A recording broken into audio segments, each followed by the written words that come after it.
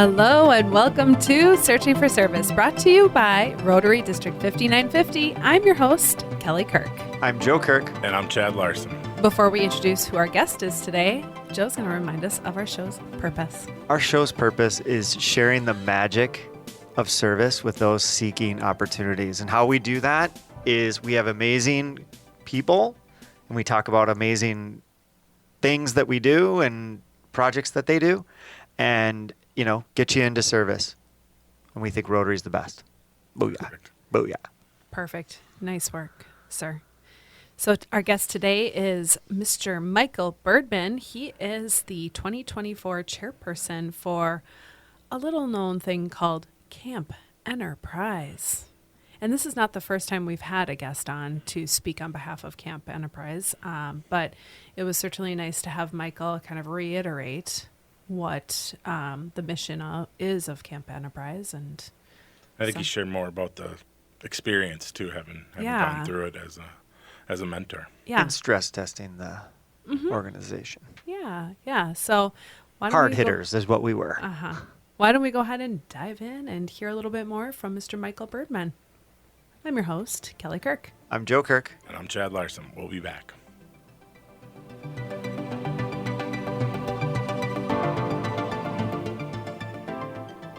For decades, eradicating polio worldwide has been Rotary's cornerstone cause. We are incredibly close to ridding the globe of this virus, but we need everyone's help to get us to the goal. World Polio Day is October 24th. Please consider making a new donation to Polio Plus or increasing your already generous giving. Go to endpolio.org to be a part of this historical eradication of polio. You will help get vaccinations to the most remote parts of our world and help fulfill a promise we made to end polio now. 2 drops and it stops. Are you ready to make a difference in your community? Rotary is a great place to get involved in your community and meet passionate groups of people, as well as individuals dedicated to service and fellowship. At Rotary, we believe in the power of teamwork to bring positive change. As a member, you will have the opportunity to participate in exciting projects that address local and global challenges. From supporting educational initiatives to environmental conservation, we tackle it all. Joining a Rotary Club means becoming part of a diverse family of individuals who share a passion for giving back and having fun while making positive impact. With projects and events that enrich your community, there's something for everyone, from local initiatives to international collaborations. It doesn't matter what culture or country you come from. What matters is that you want to belong to a group that strengthens communities and creates lasting change. There's a place for everyone at Rotary, regardless of age or background. Learn more by searching for a Rotary Club in your community and visiting. Together, let's make a difference. Rotary, people of action. Show off your Rotary Club spirit with Russell Hampton Company. They're the world's largest provider of licensed Rotary items. They make everything like hats, jackets, shirts, banners, and more. Russell Hampton Company is a 4th-generation family-owned and operated business founded in 1920 by a member of the first ever Rotary Club in Chicago, Club Number 1. When you call Russell Hampton Company, you get more than just a company, you get a fellow Rotarian-owned business who's there to help. No matter if you're ordering for your entire club or just yourself, no order is too big or too small. Not sure what your club needs? Their team members can help and customize just about anything. They live by the Rotary 4-way test. They also give 10% of all purchases back to Rotary to support Rotary's global work. So remember, Russell Hampton Company is your one-stop shop for all things Rotary. Learn more at bestclubsupplies.com. That's bestclubsupplies.com. Russell Hampton Company, Rotarians serving Rotarians. Hello and welcome back to Searching for Service, brought to you by Rotary District 5950. I'm your host, Kelly Kirk. I'm Joe Kirk. And I'm Chad Larson. Before we welcome our guest, Chad's going to remind us of our show's sponsorship. We want to thank Russell Hampton Companies for sponsoring the show, the #1 printer for Rotary gear in the world, or licensed Rotary gear, I should say. If you're watching online, you can see some of the swag they've sent us. From tumblers, cutting board, hats, you name it. They can help you with your club badges, really anything Rotary related. Or if you run a business or you need other printing needs, they can also help you with that. Check them out at russellhampton.com. And remember, 10% of your purchase for Rotary gear goes back to Rotary. It's kind of a cool little deal. Yep. Nice little plug, guys. Thank you. Want to welcome you, Michael. Good morning. How are you? Or afternoon, I guess it is now. Afternoon, yes. Afternoon. We're happy to have you on and have you share a little bit more about Camp Enterprise. I look forward to it. Well, let's start off with first, where are you from? I was originally born in Los Angeles, but I grew up in Tucson, Arizona.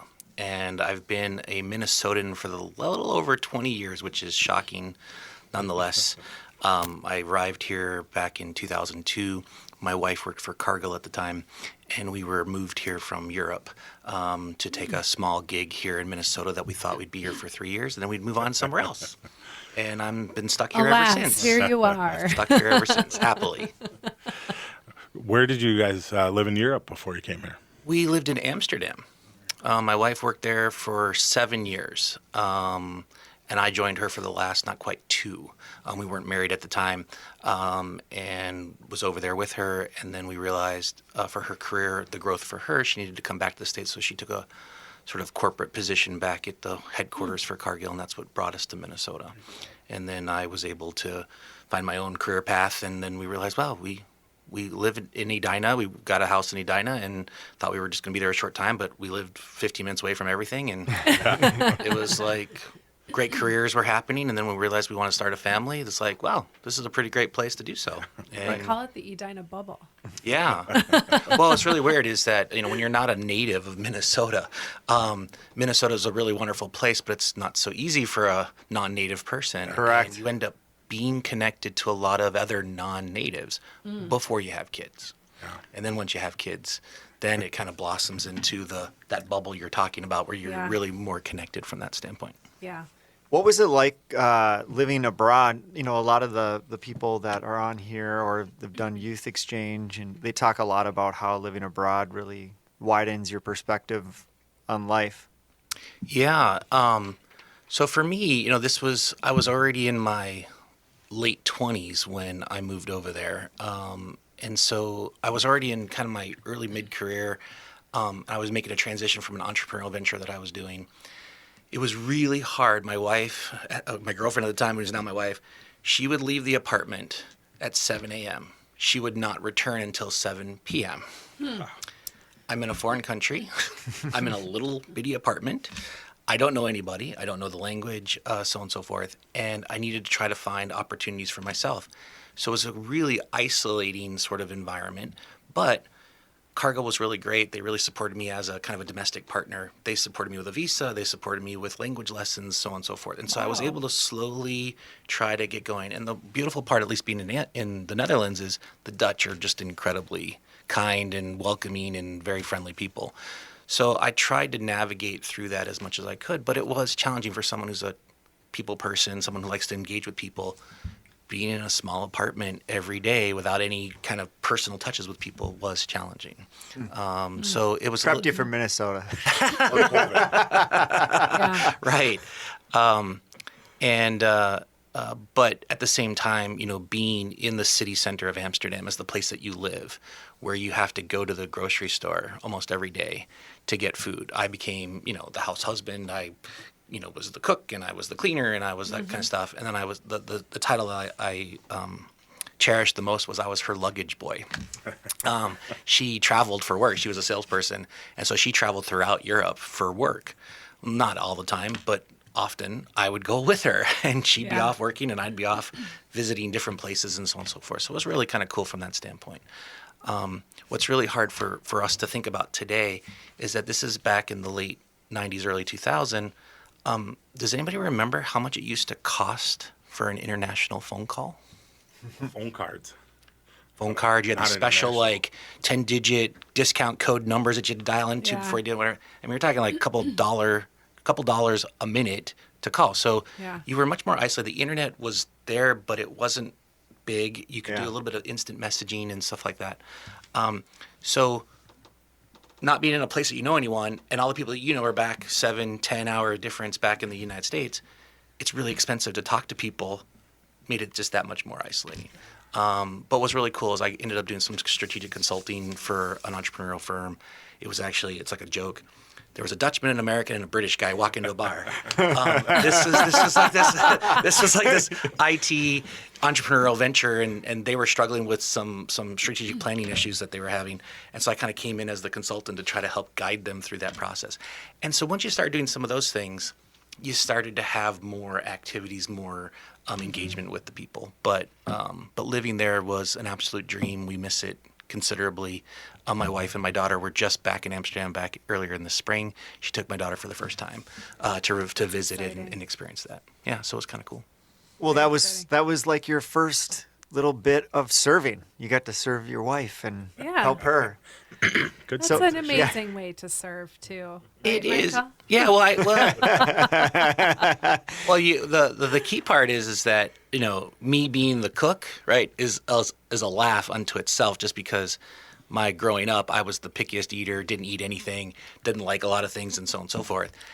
And what I always say is that what really helped bring me out of my shell about that was, as I became an adult, a young adult, I realized, like, oh, if I want to be attracted and to be engaged with people that I might have a relationship with, I don't want to be this sort of really small kind of person. Mm-hmm. And so I had to expand my horizons, and this allowed me to expand them even further. So it was a really kind of a great experience from that standpoint. Wonderful.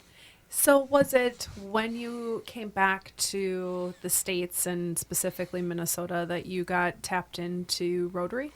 No, actually, I did not discover Rotary until only a few years ago. I said all along that I wish that I had discovered Rotary in those first few years of coming to Minnesota, and how much better off I would have been if that had been the case. The ability to be connected with people, having a purpose, doing service in the community, and so on and so forth. So I didn't find Rotary until about 4 years ago. Tom and Catherine Gump are good friends. Actually, Catherine and my wife worked together at Cargill for many years. So we've known them for forever. And it wasn't until... Tom? Who's Tom? I know. Yeah. Name I dropping. heard he's like kind of a Yeah, big kind of a deal. name drop, sorry. But that it was kind of, as I was doing some things, my service for the community actually started before Rotary with the city of Edina. Okay. I started actually working as a citizen volunteer in one of their commissions. So that was the Heritage Preservation Commission. And I ended up becoming the chair of that for almost about 8 years. So I actually kind of got to know Tom a little bit more because he was doing stuff with, I think it was the Planning Commission, and he was on some other commission at the time. This is how I met Jim Hovland and Mary Brindle and so on and so forth. And so my service started going that direction. And then it wasn't until I was thinking about running for the Edina School Board that then Catherine is actually the one who kind of said to me, well, you should really come to Rotary and meet people both at the Noon Club and at the Morning Club. I think it'd be great. And what I found was not so much for the process of introducing myself to the community, but when I discovered the real service aspect of Rotary, I was like, oh my gosh, this is what I've been missing for a really long time. That because I want to do something, I almost felt like a little guilty that I haven't done enough. What can I do? And then meeting all these amazing people in the program and so on and so forth really kind of just inspired me, regardless of whether I had been on the school board or not, to do that. And that's really been the blessing, if you will, for the last 4 years, 4 years, for making that happen. So I felt great, but I really wish it had happened 15 plus years ago. I think I'd be even further along in my life if that had been the case. It's interesting just hearing you share that and share how you wish it would have happened sooner. And I think that it's a testament of many individuals, not all, because as we know, not all individuals always stick it out with Rotary, but the overwhelming amount are like, where has this been all my life? Well, for some, they find it sooner, and for others, Yeah. it's a little bit later. Well, I also think it depends on what your background is. What was modeled to you in terms of service, or what did service look like? Did it come from an organizational kind of model, or did it come from an individual kind of model? I actually did not grow up in an environment where there was a lot of organizational service, but my parents were literally the second parents to so many people that they took under their wing and guided them to betterment and help and whatever. And I got to watch that most of my life. But I always wonder, why don't we do something in an organizational way? It's like, well, that's just not how we're wired. So I wasn't really modeled that in that environment. So I didn't naturally come from looking for that, I guess is what I would say. And it really wasn't until I got involved with the city and I got to see some other kind of things about the service of the community, then I started to realize, wow, there's organizational things that can be very impactful. How do I show up for that? And, we live in a kind of a tight community in Edina. It's a weird kind of community in Edina sometimes. I mean, both the pluses and the minuses. But I think the vast majority of people are very good-natured, very good-hearted people that really do want to care for their fellow person, not just in Edina, but in the world. And where do they put their actions to power? And certainly Rotary is a great example of that being done. Well, Joe, you always say that being a realtor, you recommend transplants to get involved. All the time. And that's a story. Yeah. The story you told really fits with what you've always said. Yeah. I mean, it's interesting because I do get that feedback a lot from clients. I'll follow up with them, a year later. They're like, yeah, it's tough to meet people here. And I'm like, yeah. That are Scandinavian, like tribal. Yeah, it's true. It also depends on kind of what your career is too, right? Right. So my wife and I, she worked for Cargill, I worked for Allianz in my first part of my career. We both were salespeople. We traveled. So before we had kids, we weren't here very often. We were out doing stuff, and we would kind of laugh that, not that we didn't know our neighbors, but we didn't really know our neighbors because we weren't around very often. And it's kind of when you start to slowly change that part of stage of your life, if that's what your choice is, or when you have kids where you're going to be a little bit more kind of domiciled, then it's more like, oh, okay, how do we go on from there? And one of the plugs I would also make for today is that for transplants or new parents and so on and so forth, we were blessed with the fact that we joined the Edina Community Center's Early Childhood Family Education Program, so ECFE, when my son was not even 3 months old. I was in transition of a job. My wife had been taking time off for the baby. And I was the dad who went to this group. So that was an oddity to begin with, being the father who did that. But oh my gosh, the program and the people you meet, both in the program, but also the other parents. So the moms that I met in the baby and me class, these are people that this is where community really started to happen in Edina for us, to where it kind of carried into how did service go on from there. Ironically, such to where I was at an event last night for someone, and the people who were running it were moms from ECFE that I've known for 12 or 13 years. And even though we don't necessarily see each other as often as we once did, the connection and the immediacy of like that old friend that you haven't seen in a long time, but you just pick up right where you left off. Yeah. It's kind of like that. And so I find that level of community is really great. And I think that what I've found, honestly, in Rotary, even though it's a little bit of a different vibe, that with all the diversity that we have in Rotary in terms of what people do and what people are interested in, what they participate in, and so on and so forth, boy, you've got such phenomenal options for making that happen, that's really something that once you discover that, and if you're wired a certain way, that's something that lifts you up. Boy, you're kind of hungry for that. Yeah. And whether that's going to the 7:30 Tuesday morning meeting, or whether that's going to an afternoon meeting, or Service project. Yeah. picking up garbage on Highway 100 or whatever it is, it's that kind of connection is really great. Yeah. I agree. What do we have you here for? We're just sitting here talking like there's a theme, right? Like Well, so you've joined Rotary, and the thing about Rotary is that there's almost instantaneously you're kind of enveloped into how can you serve? How can you serve through the Rotary? How can you be a part of a committee? And so what did that process look like for you to get you to the point where now you're the 2024 chairperson for Camp Enterprise? Yeah. The committee structure when I first started was a little bit kind of fluid, I guess is probably the way I would say it. So Paul Nelson, who's been on like the vocational kind of committee, and I think there's a committee that does sort of events, like, social events or things like that. Mm-hmm. I got on the vocational one because it's sort of my business, my background is sort of being business. I was running businesses when I first started with Rotary, trying to help other people entrepreneurially or in their business vocation, try to kind of stimulate things from that standpoint. So we started with that. But the challenge is that, you can talk in a meeting about something, but then actually carrying it forward into actually actions to where you can build it forward, that can be challenging because everyone's off doing their own thing and so on and so forth. So the committee structure in the first probably year and a half, I was technically on something, but I didn't necessarily participate as much. Or the things that we were trying to do, they happened at times that I could not really do it, if you will. Yeah. And then, of course, I got elected to the school board, and so I was really busy with that. And so I was kind of doing service projects, but not necessarily being actively kind of deeply engaged in a committee, is what I would honestly say. And it really wasn't until early last year, maybe a little bit more than that, I remember sitting in the small room at for the morning meeting, and I don't remember what happened, but like Mary just walked right over to me and said, "Hey, the year before I was gonna do Camp Enterprise. I was signed up to be something for Camp Enterprise. Well, it then turned out I think there was like a death in the family or something like that, and whenever it was, I then couldn't be there. And so I had to back out. I felt really bad that I had committed and then I couldn't do it. So I felt a little bit kind of maybe bad about that. I think Mary held on to that knowledge.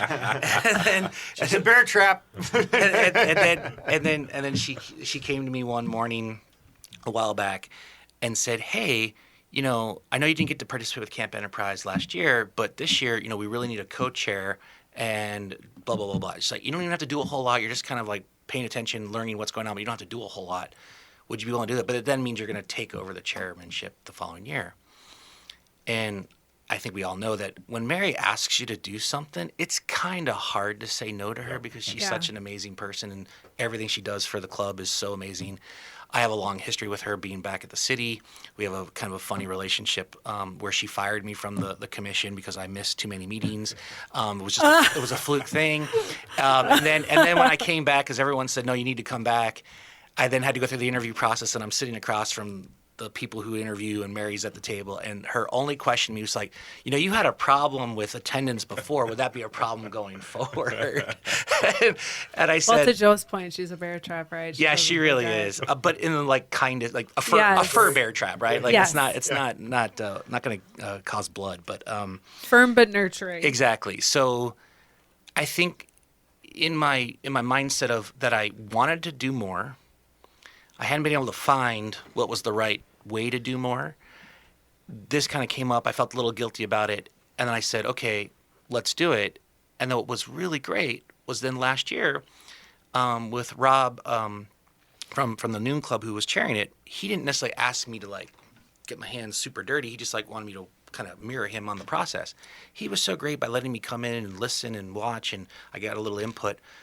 But then I chose to, at last year's event, I became a mentor. So a mentor is a key role at Camp Enterprise where you're actually there for the 3 days with the students. You're head of a student group, and you're basically coaching them. And coaching is one of the things I really love to do. I'm a coach in soccer for rec soccer. I've coached other things.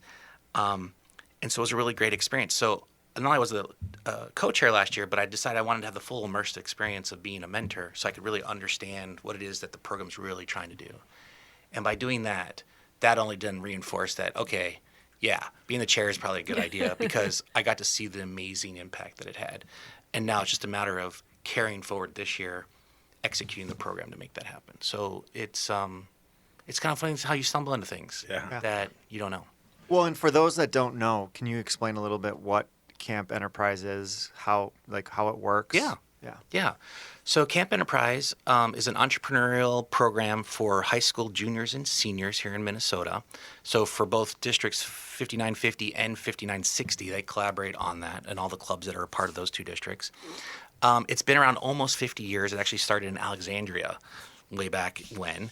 And the Edina Club, I think, took it over within the first 10 years because of our scale and our ability to kind of manage and finance and do certain kind of things.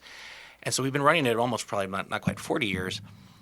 It basically invites anywhere between 80 to 100 juniors and seniors to come to a 3-day course where they get put into groups, anywhere from 8 to 12 students, and they have a case study that they're going to work on an entrepreneurial venture to make a presentation to kind of like a Shark Tank where venture capitalists who have $5 million to spend and you're trying to win the competition for the best idea and how you're going to execute what that program is.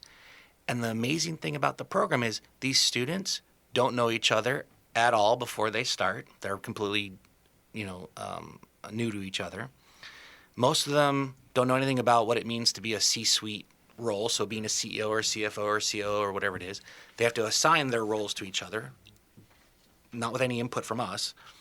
Then they have to work the problem to figure out what ideas do they want to do, come up with the plan, come up with the presentation, and then who's going to do what to then try to make that happen. And all of that happens really within about a 48-hour period from start to finish.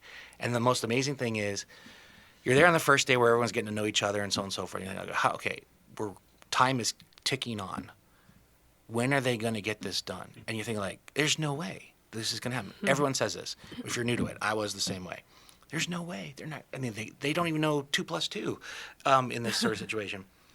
But with the mentor, with the programming that we have, with the speakers, with the exercises that we do, it gives them the tools necessary for them to come to what that is.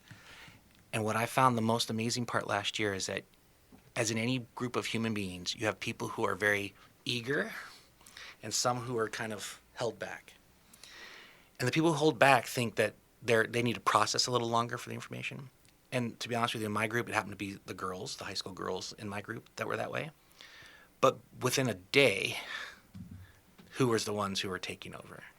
The ones who had a time to process what was going on, to think about what we needed to do rather than just reacting. It was they who then became the lead. Even though they weren't the CEOs in the group, they were the ones who led the program, and all collaboratively together were able to make things happen. And you saw that across all the 10 or 12 groups that we had. So a phenomenal experience, first for the students, and you talk about what their takeaways are, about how they didn't realize they could do something like this. They appreciated all the knowledge that was provided to them, but then the practical exercise of doing this was really great. But then you hear just as many, if not better, responses from the adults who then were providing the support for the program. Now they were blown away by what these kids are doing. When you hear the venture capitalists talk about the presentations and the ideas and so on and so forth, it really is an amazing kind of thing. So the cool thing is it's about 80 to 120 students from the schools. We ask clubs to sponsor the students. So any clubs in the district, they can sponsor 1 to 5, could be more than that. It costs about $450 per student because the students don't pay for anything. And then we do this out at Camp Courage, which is out in Maple Lake. So it's like about an hour and 20 minutes from the Twin Cities. We actually pull students from all the way out northwest of Alexandria, all the way down to Rochester and anywhere in between, even part of western Wisconsin. We bus them in and make that happen. And we have amazing speakers. We typically have about 7 speakers in the program that all have different elements that they're trying to bring to help educate the kids on leadership, on how to work together, on strategy, on marketing, on different kind of things, so they can utilize those knowledges in their case study development. It's so cool. Sounds like something everybody should go through. I know. Well, you know what's the coolest thing is that there were some speakers who came who they themselves went through the program. Oh, sure. It's old enough, right? Like, yeah. 35 years ago. Okay. They were students like 30 some odd years ago who have become successful in whatever they've done, and they've come back as Rotarians or maybe they're not even Rotarians, but they went through the program because it so impacted their kind of vision of their future and how it played out. Sure. They were some of the best speakers to where they could relate specifically to what the students' experiences were. What does your process look like for procuring those speakers? So we have 2 people from the club, one from the noon club and one from the morning club, who have kind of been responsible for going out and finding speakers. It's really trying to find along certain topic lines what are the kind of, from a curriculum standpoint, what are the areas that we want someone to be able to talk about? So like last year, for instance, we had a very early on speaker who talked about the personality traits of people and how dynamic teams come together, understand how different people process, communicate, and care about different things. There was a whole speaker presentation that did that, and that was perfect because that was at the very early stages when the students were just starting to get to know one another, and they had to identify who was going to play what role within the organization that they were creating. Understanding those different personality traits was critically important for them to figure out, how they might approach dealing with the differences within their group, because again, they have no experience with the individuals that they're playing with. They had to go from there. That was really brilliant. We had a speaker who ran a nonprofit and was talking about how, the business, even though it's a nonprofit, you still have to run a nonprofit like a for-profit business. And, your mission and your vision, it can be for great purpose like a nonprofit, but you still have to be able to execute kind of the business plan from that standpoint. And they talked about the pluses and minuses of relating to that part of it. There were some marketing people who talked about when you think about your market in terms of your customers, your vendors, your partners, whatever it is, how do you want to work with that and how you go from there? There was somebody, I believe last year, that was really about people management, right? So if you run a business, any size business, people are both your greatest asset, but they're also one of your greatest challenges. How do you kind of work from that standpoint? And then there was other parts. There was one other thing that we've had, I think, year over year, where it gives them a protocol for you to develop an entrepreneurial, like kind of operating system mindset of how you go about coming up with certain things. It gives them kind of a toolkit to kind of walk through so that they had some things they could grab onto while they're figuring out what they wanted to do. So there were things of that nature. But the main thing is really trying to make sure it's engaging to the students and gives them something to think about, taps into their curiosity, and gives them some sort of skill set that they can work through as the collaborative to come up with their presentation. So neat. What does the club sponsor the students? When does that start? Are all the students already in from last year, or does it start once the school year starts? Yeah, it starts for the new students. It's going to start. It starts now, but it'll really kick off once school starts. So I've been working on getting the proper list of every high school in the 2 districts. Because one of the challenges when we're we have to first recruit the clubs, because we need the clubs to financially support, to say, yes, we're going to provide 1 sponsorship or 2 sponsorship, whatever it might be. And then if they have a student that they know of, maybe it's a student from one of their club members or in their community, great. But a lot of times they don't actually have a connection to a high school student in their area or whatever it is. And so they're oftentimes looking for assistance as to, well, how do I want to support this, I'm willing to sponsor, but I don't actually have somebody. One of my goals this year is to actually help them with that process. So I have a little bit more connections because of my school background to kind of work with the principals and the counselors at the identified schools within the districts that we can then help marry people together so that we can find the students from that standpoint. We already actually have a few students who have already signed up. They've already worked out with their club. Yep, they've connected already, and I've already received some registrations. But the real push is now. Going out and communicating to all of it's about 130 clubs that make up the 2 districts, getting them to understand the program, understand the cost implications. We've had about anywhere between 50 to 65 clubs year over year that have provided sponsorships for students. We'd like them to do that again. We would love to get more and even if they can't fully sponsor a student, maybe they provide some dollars towards it, which can either go towards the sponsorship of a student. But also one of the things that the students are working towards is that we offer 5 $1,000 scholarships to the students that perform the best. Not that their presentation or their project wins, but that we grade them on 3 different key characteristics of their participation in what they've done. So they get evaluations from their own team, they get evaluations from the venture capitalists, they get evaluations from the mentor and the counselors that are there. That the kids who then display the kind of core values and the experiences in those 3 categories, if they're selected, then they win a $1,000 scholarship. We would love to have support for those scholarships as well. So there's a couple different ways in which clubs can participate. I'm trying to broaden that out this year because before it was only either sponsor a student or don't. There's not really an avenue for you to go. Well, there are some Rotary clubs that are small. They don't have those kind of finances and so on and so forth. But if they give $100 towards the $5,000 bucket of scholarships, that goes a long way to helping us achieve what our goal is.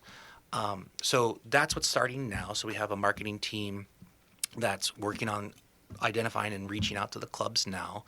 And then we'll start working on the reach out to the schools probably towards the end of this month as schools start to come back into session. They'll have that at both the principal and counselors at those high schools to be able to make that happen. Are you guys engaging the Interact and Rotaract clubs as well? Yes. Okay. Because I figured that's like a bridge, not every school, of course, has Right. those. So yes, those are a natural connection from that standpoint. So it's definitely trying to work with that, but then also when those don't exist or they're not as strong, how do we then find, because there's other things like DECA and there's other business sort of entrepreneurial things that maybe there's a club within a high school that's doing something like that. What was it? Is it BPA? BPA, business profession, Not 100% sure on that. Maybe. Yeah, but I remember doing something as a high schooler where it was like a business piece of it. DECA for us. It was a long time ago. I don't remember. The cool thing is that what I would say is it's really finding any junior, senior who wants to broaden their horizons. Even if their goal is not to necessarily be in business, this isn't all just about business. This is literally about how do you work within a team, how do you problem solve, these are like life skills that are great for business, certainly entrepreneurial and go on from there. But it's also when you just think about what Rotary is about, right? Service. This is where you can develop the skills necessary for you to work on problem solving service things both in your community and abroad, to go from that standpoint and realize that this is what Rotary is about. So the one thing that Camp Enterprises is also really meant to do is to give young students an introduction to Rotary, so they can see the value proposition that Rotary has and what it actually does and why it's impactful in that way, for them to maybe consider this, whether not now, but certainly in their near future, that, wow, Rotary is an organization that they might want to be about. Have you guys ever tried to flip the engineering of that and just procure as many students as you can, and then Rotary's really good at answering bells and going, hey, we've got 350 students. We need to raise, I don't Raise the funds. do the funds that way, because I feel like what's interesting is you're trying to raise the fund and then find the kid. Now I'm not questioning it. It's just really fascinating because it actually works. I mean, especially what's really cool about this show is that we're exposed to kind of how Rotary gets stuff done, and it always seems like Rotary goes, hey, here's a big giant problem, sets it right in the middle of the table and goes, okay, we got to fix it using nothing but that. And then they do. Yeah. Yeah, I think my goal about finding the students, which is what I'm personally focused on in my role this year, is along those lines that, ideally we kind of cap it out that we think the program will be most successful with a maximum of 120 students. Got it. So if we get to 120 students, boy, that'd be awesome. We were just under 100 last year. We've had, it's kind of ebbed and flowed. Obviously, COVID didn't happen and so on and so forth. But there have been as high as close to 120 a few years back, but there's been as low as like 80 something or whatever. I think that 100 to 120 is probably the most optimal, because you want to have teams that have about 8 to 10, no more than 12 students per team. So they'll have their own functions of what they're doing. And it's easier for them to kind of interact. If you have huge teams, it's more complicated. So to me, if you had 120 students and you had 10 teams of, or 12 teams of 10, I mean, that would be awesome, right? Yeah. The challenge is that in order to make Camp Enterprise successful with whatever students we have, you then have to have a mentor for every team, and that's a 3-day commitment. The Thursday, Friday, Saturday. So I didn't say this, but Camp Enterprise this year is October 31st through November 2nd at Camp Courage. And yes, it's on Halloween, but get over that. It's just the way the schedule kind of worked out. But I think actually there'll be candy there. I think it could be fun for the kids. I mean, these are high schoolers. They're not on a Thursday. They're not really probably doing something for Halloween. Right. And they can get back on Saturday evening to then go out and party or whatever they want to do. Michael's like just being realistic here. So I am a dad of teenagers, so yes, I try to speak from experience. So being a mentor for the 3 days, which is a critically important role to play, but asking someone within our construct to give up Thursday, Friday, Saturday to go do that, that's a big ask. And that's where I find, even to your point, Joe, that where we just solve problems, like I think sometimes we think, well, we can only solve it at the last minute as opposed to very proactively, meaning, I need volunteers, both not only for mentoring, but for the marketing of contacting people, finding students, working on a couple other things. And while messages have gone out, there haven't been as many, and I'm not guilting anyone. It's just the nature of things, because Rotary's doing a lot of things. Yeah. Yeah. Always. Right? In our morning club, right, we had the golf tournament. We've had the rides program. We did tons of stuff that we were successful doing. It was awesome, whatever it is. But that's where people are putting their energy. So things don't rise to people's consciousness until it's way further down the line. And I get that. That's human nature. And there's no problem with that. But in order to make Camp Enterprise successful, you have to have enough human beings that are going to actually do some of the work to make that happen. So for me, I would love to have booked 120 students and then we figure out how to make it work. Right. If I could do that, I'm working towards that goal. But in the meantime, it's sort of like the hard part for the clubs is that if they haven't really budgeted for the money, the 450 or whatever it is, and now it's an outlier to that sort of thing, that's something they have to work through in their internal whatever it is. But I'm also really wanting the clubs themselves to not just think of themselves as a money sponsor. Right. I really want them to participate because here's the thing, guys. Okay? For as good and bad as Edina is, right? Do we have a monopoly on all the good ideas or the best approaches Definitely to these not. kind of things? No. So if you're in, Hutchinson or if you're in, Prior Lake. or Stillwater or whatever, right? You're a business person or whatever it is. Your experience is added value to make sure that we have enough diversity of experience to where the kids, because they're all coming from very diverse backgrounds themselves, can we marry that up? And the hard part is that I think oftentimes within the districts, this is seen as an Edina program. And my evolution of what I'd like it to be is really it's a district program. Well, that's what it should be, yeah. It really should be. And that even though the Edina groups are kind of driving it, I would like to see it more dispersed out from a driving standpoint to other parts of the districts to be able to make that happen. Let's play with it. I want to stress Yeah. test this for a Sure. second, if you don't mind. Yeah. Really quick. I want to stress test this. Okay. So what it sounds like is, this program's been around for a long time. We took it over, the Edina program took it over 40 years Something ago. like that, yeah. Okay. So where's the disruption that needs to happen in that? In one, is it optimally structured and working the way that it should? And yes, probably it's working good enough. But it sounds like from this conversation, we always like to have things be better and adapt and align with the skill set of Rotary, right? Like this doesn't seem like a program that aligns with the skill set of, I don't mean just Edina, I mean Rotary versus, so if everything is kind of getting spearheaded from the Edina clubs and then kind of the procurement is like, please clubs sponsor, okay, we've got one, now we can bring a student in. It would just be so fascinating to just put a ton of stress on the district and go, because you talk about immediacy, right? Yeah. Well, make it real immediate and go, hey, this doesn't happen if people don't step up. And Rotary is like this. You put a problem in the middle of the table, you go, we have to solve this like right now. And 3 people step up and it happens. Yes. And it works. And you just wonder if there's something to that. It's an act of courage for sure, because you're gonna fight some real big tail or headwinds with a substantiated program, right? So Yeah, I something think fun to yeah, I go think through. for me it's I'm going to be reaching out. I'm so sorry, I'm terrible with names, but our new district governor, Sharon, thank you. Yes, she came to our club a couple weeks ago and so on and so forth, and she's been on the show too. Yeah, great. And she seems phenomenal.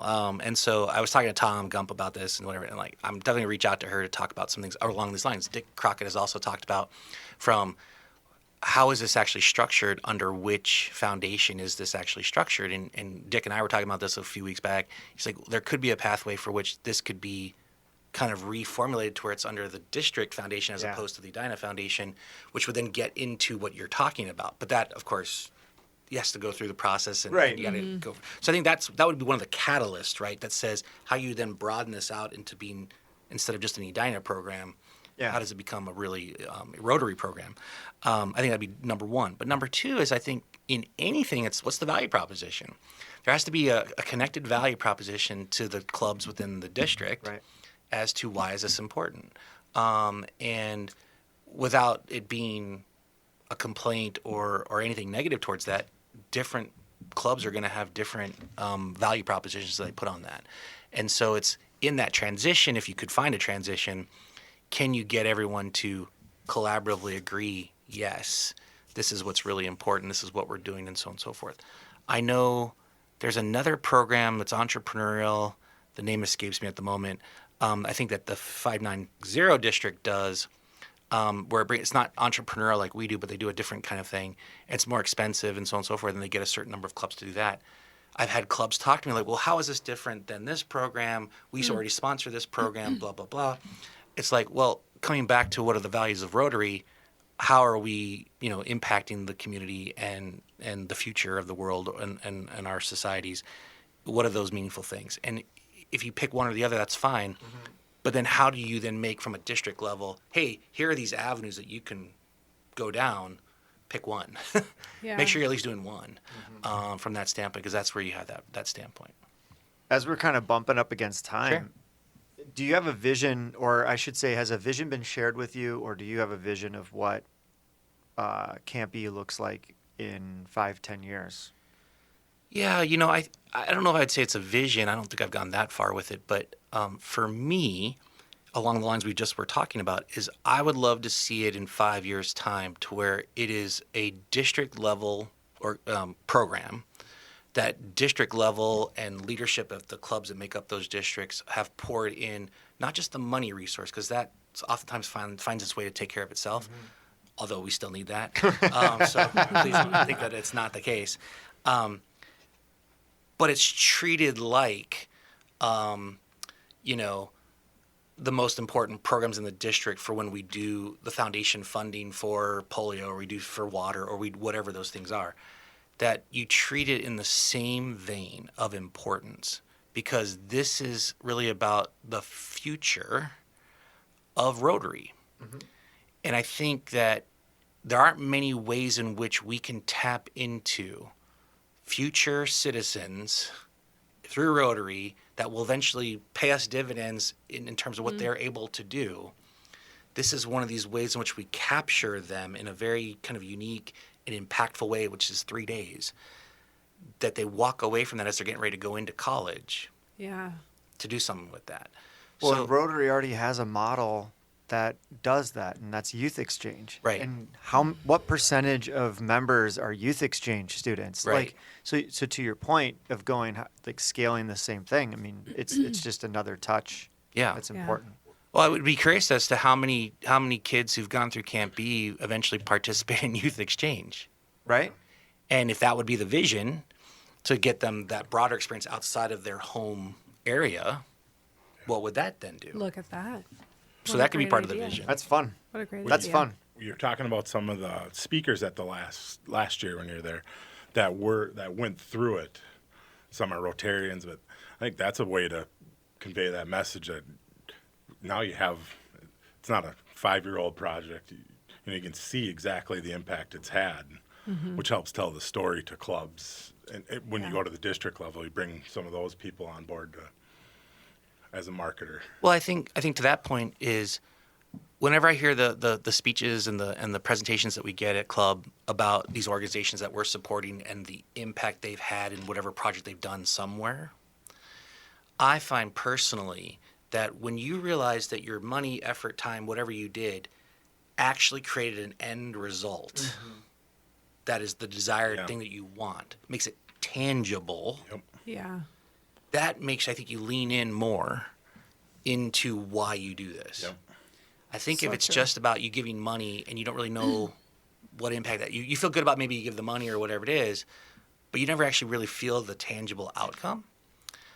It's think about it this way. It's like if you were a parent and all you did was provide the financial resources to the kid, but you had nothing to do or not any indication of what the outcome was going to be, how would you feel about that? Like, okay, I did my part, but I didn't really have the impact.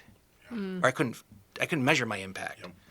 With these things, I think that's important. So I think maybe the vision is really trying to how do we correlate the impact? And you're right, sometimes it's hard. You can't measure that until down the road. But it would be interesting if you could track these people and their pathways. How did this impact them? And even if they don't even come back to Rotary, but it impacted them to be service-minded and doing stuff. Isn't that the same thing? That's still the same thing. Because it doesn't matter whether you're a Rotarian or not. It'd be awesome if you were.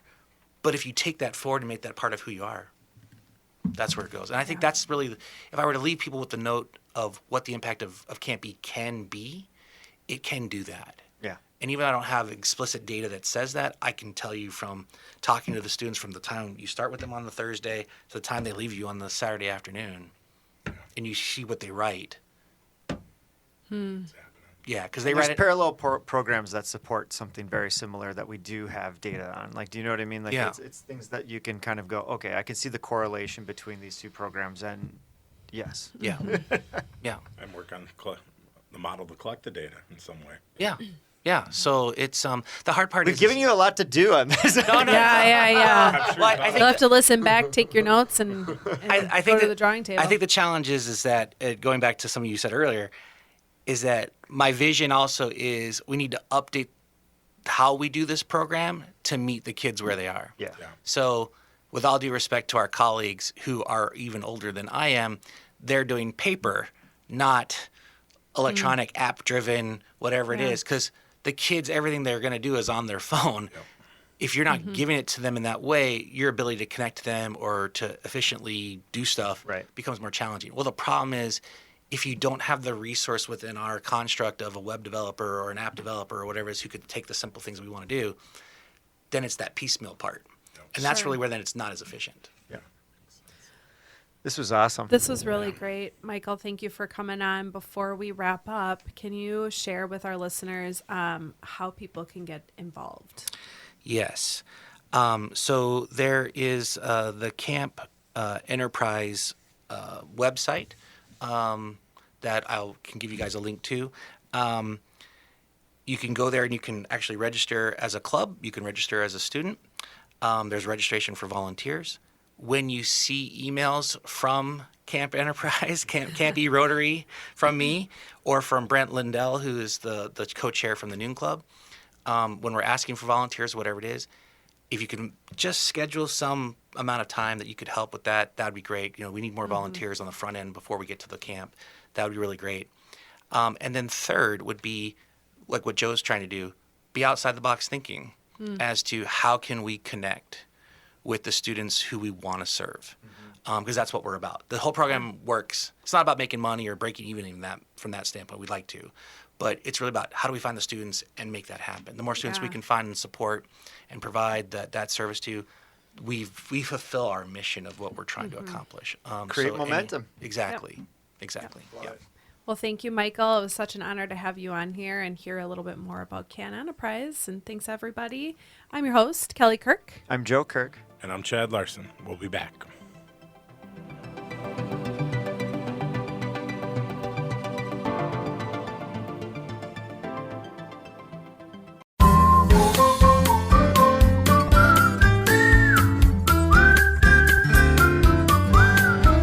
Is it the truth? Is it fair to all concerned? Will it build good? Will it better friendships? Will it be beneficial to all concerned? When we pay it forward, it will be returned. Join Rotary to serve your community and the world with honesty, fairness, and goodwill. Our 4-way test guides our actions every day. Is it the truth? Is it fair to all concerned? Will it build goodwill and better friendships? Will it be beneficial to all concerned?